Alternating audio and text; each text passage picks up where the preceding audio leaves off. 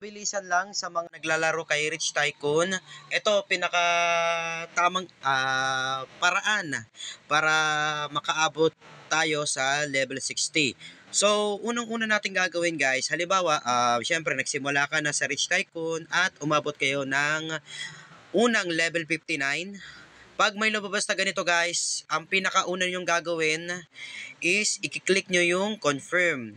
Pag na-click nyo yung confirm, ang mangyayari dyan is magkakaroon ng revert. So, babalik kayo sa level 1 at ang next na gagawin nyo guys ay syempre ilang araw nyo pang bubunuin ulit para makapagpa-level. From level 1 hanggang level 59 ulit. Okay, pag umabot kayo sa level 59, okay, ito pangalawang beses to mag-level 59, lalabas na naman ito. And imbes na confirm ang i-click nyo, ang i-click nyo lang dapat ay click X.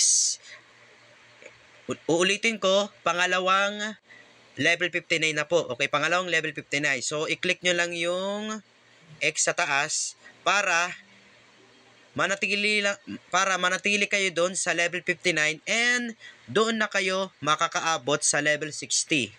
Okay, inuulit ko. Unang level 59, dapat i-click nyo yung confirm, babalik kayo talaga sa level 1. And paabutin nyo ulit ng level 59 at magpapop up ulit do, imbes na confirm, i-click nyo na lang X. Okay?